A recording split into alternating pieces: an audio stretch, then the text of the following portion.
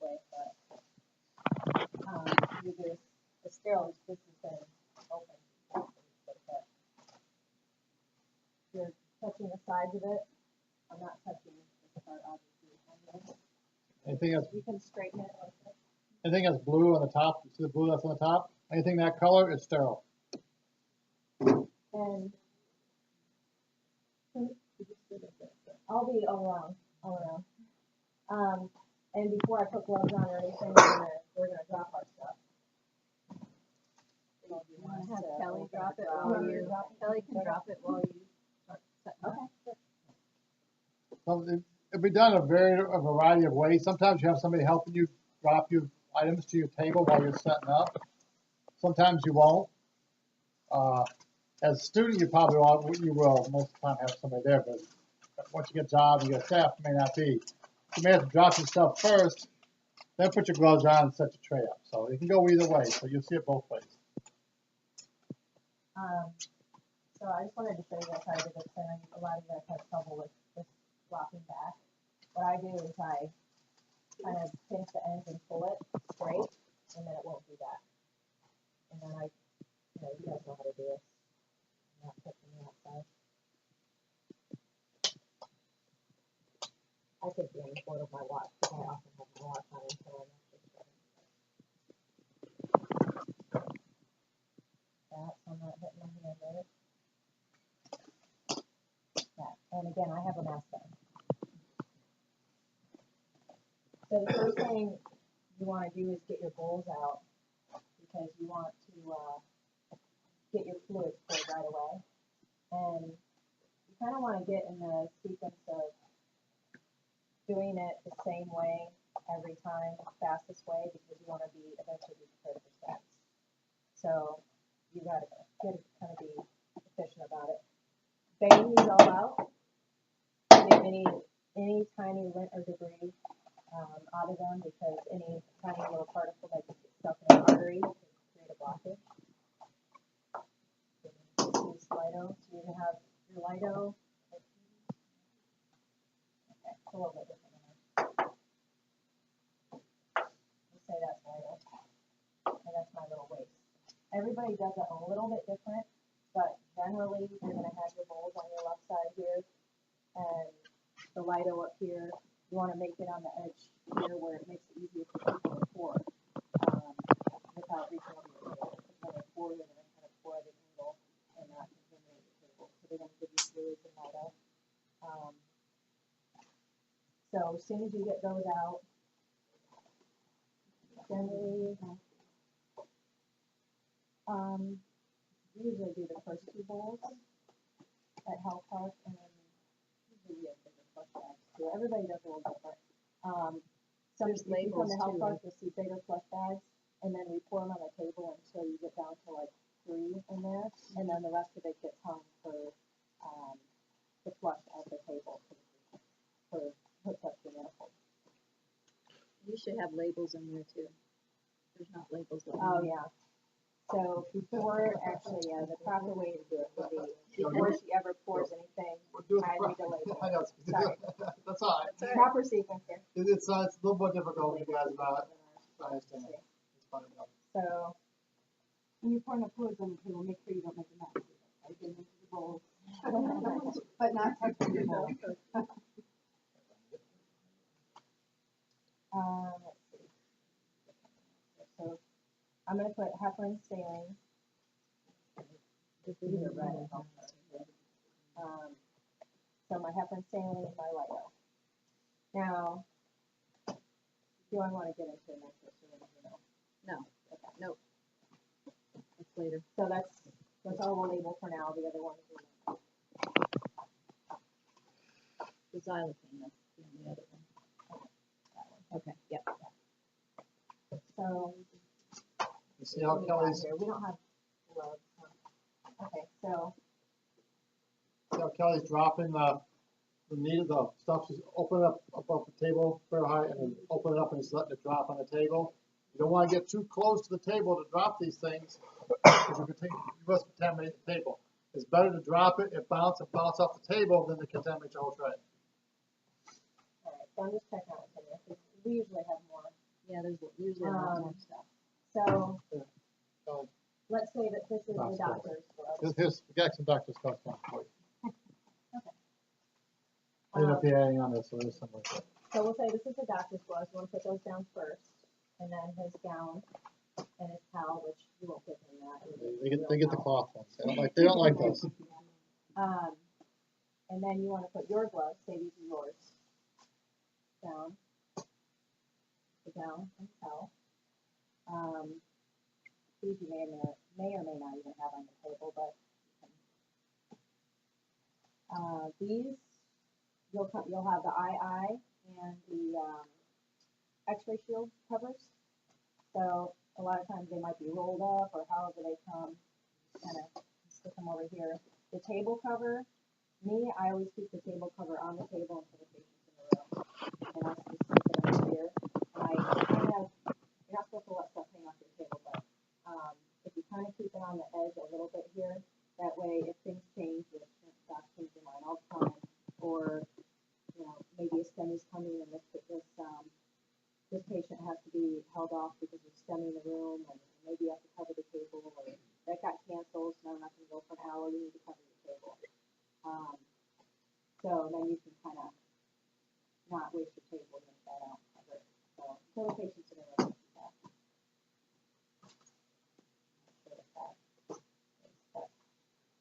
I don't want to throw anything away. So you'll have. You can take the tray You off. take charge yourself. Just set it off the side. Hand it off. Hand it off. The tray would be thrown away. You would never. You don't need it on your table. Not all trays, not all packs come with a tray. So. All right, how come I got 3 needles here? Because we were just demonstrating Yeah. dropping needles on the Okay. tray. Because we like it so much. Just pick whichever ones you want. Slip tip, some docs use and some don't.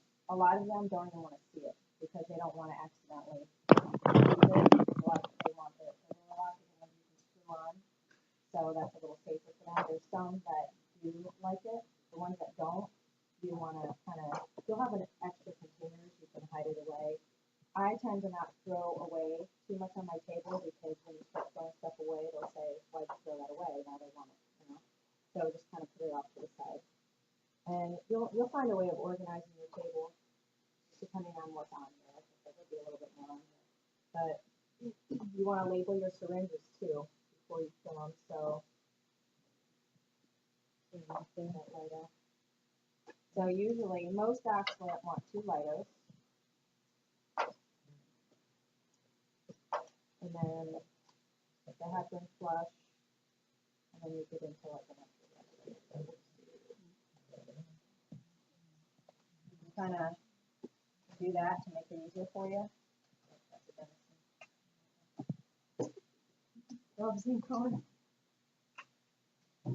So say heparin. I just do 4. So the And then flush, that one. the flush labels in your packs say heparin 1 unit per, does it say 1 unit per milliliter? That's flush, because we add heparin to our flush bag. If it says 1,000 units per milliliter, that's actual heparin that you don't want to use for flush. So just make sure that whatever you're putting in that syringe matches the label.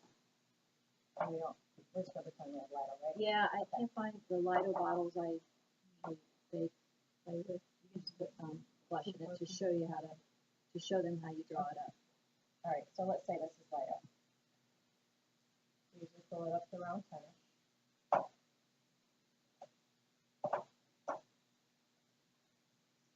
You got to use 2 different needles? Yeah. And then we have a couple docs that they just want the 20 cc with the 1 longer needle, but most of them want 2.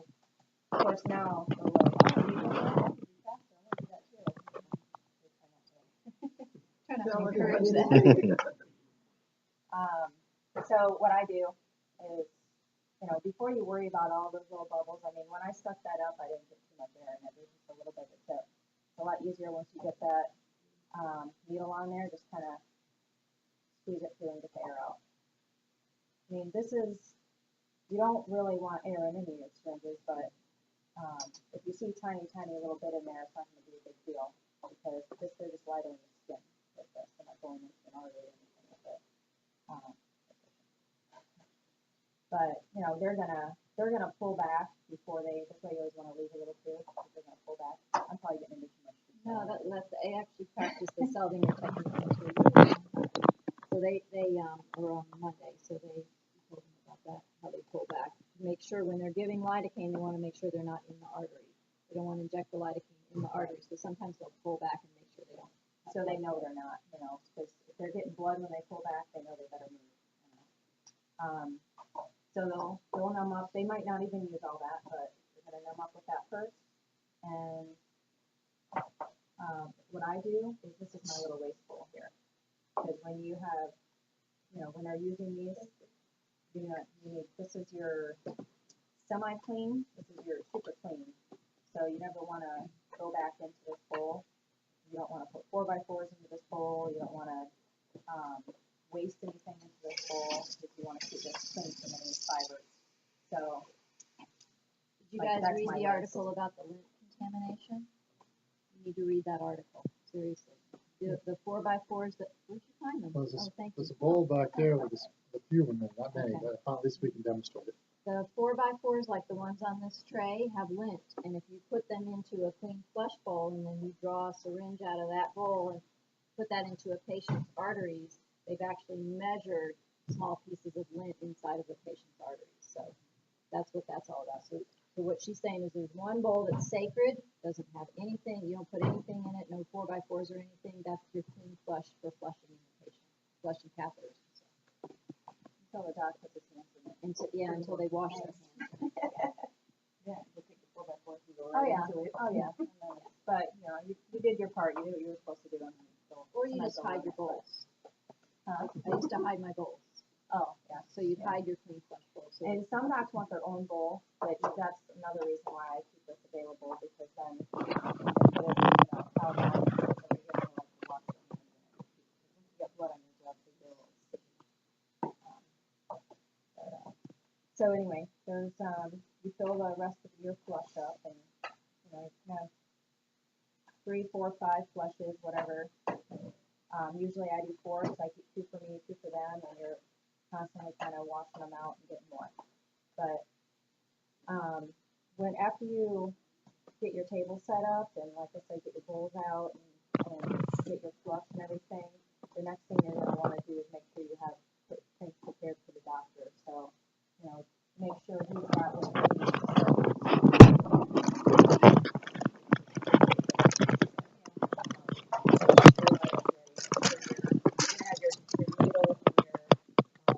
Wire and your sheath on here too. Make sure those are all flushed and ready to go. show them how to flush your sheet. And usually what I,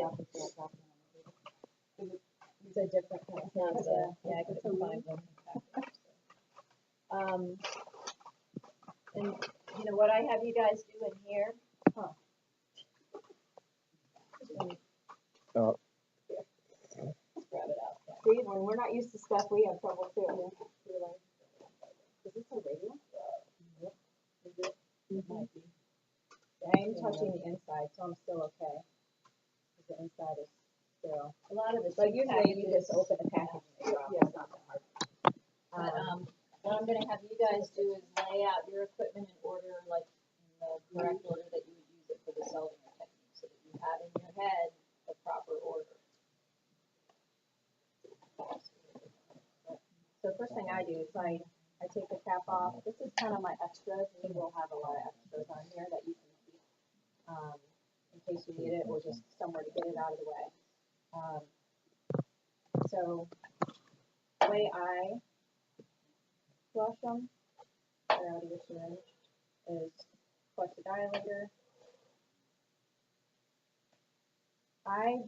Some people will like try to aim in their waste bowl and everything. I just kind of wipe my table off afterwards, because I think it's more important to flush the sheet properly than try to aim it somewhere while you're doing it. It makes it kind of hard. I flush the side port first, and then you want to air up while you're flushing, kind of forcefully turn this off while you're flushing. and you won't put near in it that way. Okay with that?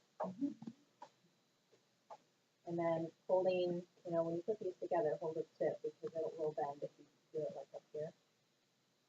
And then they're all kind of different. This one, that one screws, okay. And some of them just, snap straight. And then you always want to check your side port, make sure you don't have any air. If you have air, flush it again, because that air will go into the artery. And then your wires, like all wires, you want to wipe them down. Like our tables, we have Telfas, which is a different kind of 4x4, that these can get kind of fibers. So sometimes don't even want to use those as wet ones, like you might just keep them as dry. But we have, like the Telfas are a different material, they don't come apart, they don't create those little fibers, and that's what I use all the time too, to wipe everything. We have like a slip side one, remember? Those are the ones that were with your kits that you guys were practicing on. And then I would have, the entry needle would be on the table too, you can put out flush. Oh. I know that all stuff.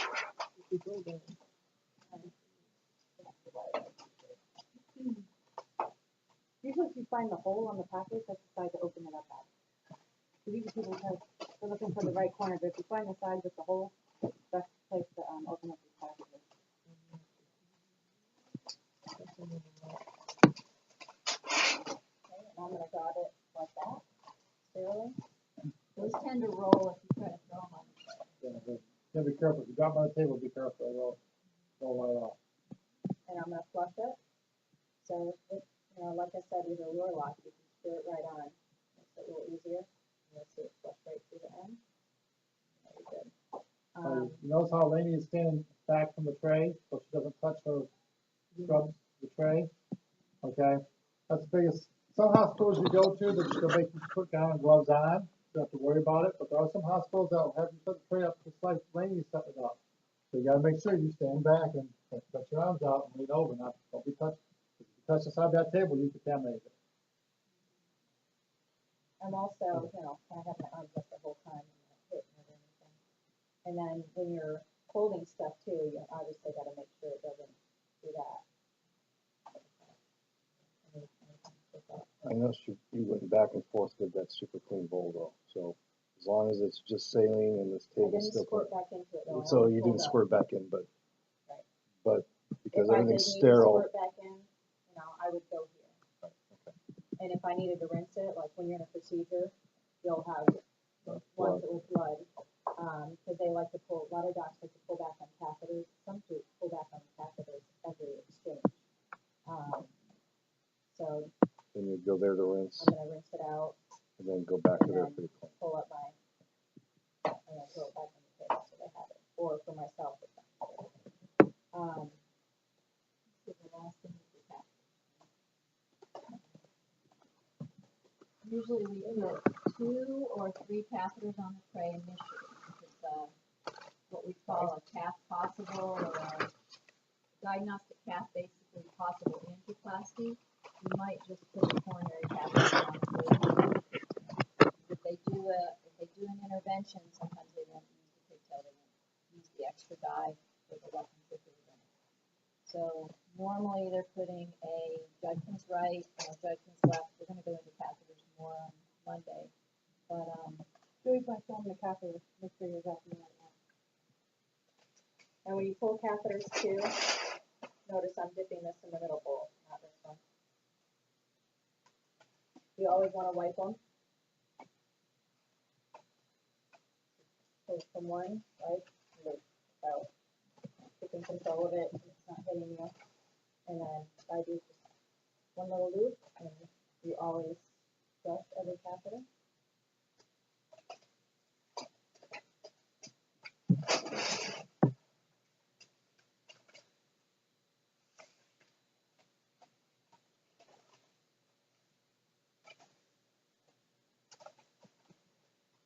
You'll see some text that will flush the catheter right inside the package. You want to show how to do that? I want to explain something about that. And when we're doing it, setting the tray up initially like we are right now, and they flush inside the catheter, it's not necessarily a bad thing, but I've seen, I've seen some techs grab a bloody syringe and do that. And then they take it and they rip that thing out of there. And you do that real too fast, things are gonna go flying, the blood's going flying. So I recommend, You have a package with blood in it instead of a clean package. so I recommend don't flush them inside the package like that. Okay? You're good. Unless you're setting up, there's no patient in the room like we're doing here, there's no patient in the room, there's no bloody flush on the tray. It's fine, but if you get the habit of not doing it, you'll never do it, so. But I whatever, don't think I've ever done that, cause I like to I'm- see right, that's blood just, come out too, right, and I right, couldn't right. tell. Like you couldn't tell. So. but it's just, I think it's just good practice not to do it. But you'll see it done, just be careful, if you know, see a tech, grab that bloody syringe and flush it, and they go to pull it out, and turn your head.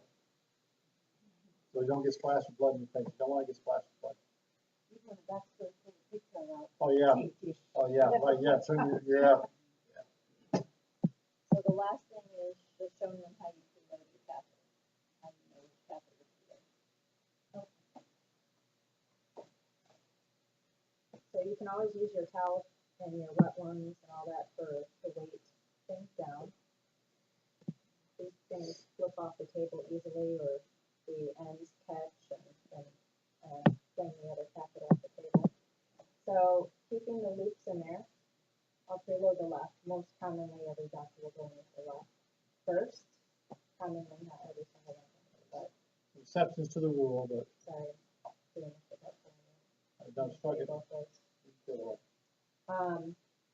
When you first use the when you first, get the new wire, you can use this little piece if you want, pushing it down at the end to straighten it. Now, once We don't let them use it. okay, good, because There's no cheating in the cath lab. you're not gonna have it after that, so you might as well Steve learn used how to to not straighten have it. So, this takes some practice, but you wanna learn to pull back and straighten that wire with one hand.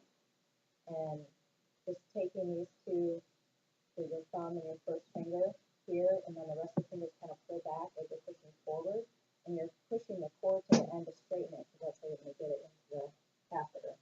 And then if I just hit that with my arm, so I would get a new one. And then, so once you pull that back, you can get it in there like that. If it's curled, you're not gonna get it in there. So, you guys will practice that. And to a doctor, a millisecond is an eternity. If it takes you a millisecond longer to load that catheter than somebody else, then I have to. Okay? Millisecond's a long time for a doctor, trust me. So you wanna load it until you get to the end, you'll feel the resistance once it goes around the corner. You kind of see the end of it, and then you don't wanna leave it that way because it'll misshape it. Let's say I'm gonna leave this on a table for a few minutes, getting ready, while we're using the other one or whatever. You wanna pull back until you see it go back to normal. You want it to be as close to the end as possible, because once you get to the body, you wanna know that and he wants to know that you're close to the end. So as soon as he gets this into the sheath in the body, he's gonna kind of give you the go ahead, or, Once you do it he'll 10,000 just know times, after you'll a know. while. Once you do it 10,000 times, you know, without even being told. So, kind of like we did the other practice that the other day. Because they may not wait on you, they're gonna get it in there, and then you better start dancing the wire, because you don't want this out of the wire in the body. You have to wire up first. So, anyway, I've got it, towards the end, I pull back a little bit, and then we work with longer wires in health part, so this would be a little bit longer, I would make a little loop, so they're both under control, and then you can toss this. We keep these, we'll learn that later, we keep this, at least one for our nitrosyringes.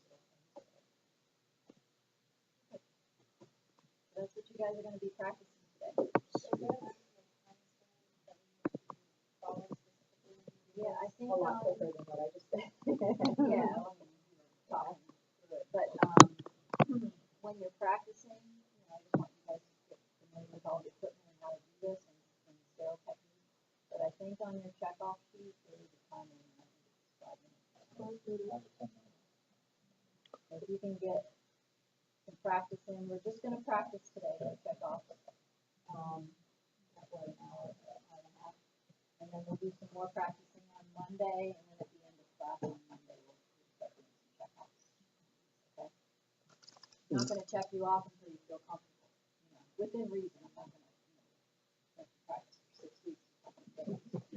guys are smart. After a couple of classes, you'll be able to do this. Where's this table in the room in relation to where the patient is? Is it just You know where very, this is usually sitting? right behind you, Yeah. right? Right, so the patient table is here and the sterile tray is here and I would do the script. Okay, so you're turning around back and forth, okay. Yeah. So if that table was here, the patient would be here. Right. Or there, depends, because sometimes you stand on the opposite side when you set it up like this, and they stand on the opposite side. With the way it's done. So, one last thing, I break down my lidocaine bottles. I have these bottles of lidocaine that we fill up with water, okay? So, you have the other one? So, normally, the way that we do the lidocaine, just fill this up. I'll use my other Yeah, I can see it. Oh, yeah. So what you're gonna do, the lidocaines come in either a glass bottle or a plastic bottle, either 1% or 2%, depends on the cath lab, the procedure and everything. So what you wanna do is before you even open it and put it on the tray, you're gonna show it to the person who's setting up the tray so they know what's going on their tray. There's generally a metal rim that you have to use a bottle opener or something to get it off, and then you pop off this, the rubber stopper. You don't wanna touch the edge because that's gonna be, the liquid's gonna be hitting the edge before it goes into the lidocaine bowl, okay? So you show them the label, you pour off a little bit in the trash, not everybody does this, but old school, so, and then you would pour it into your lidocaine. I'm gonna say that my lidocaine is here, just pour it off. You have to do it without splashing, you don't wanna get too close to the tray. And we do that, before we, pour our flush too, we waste a little bit. You guys think you can do that? Yep. Yeah. All right.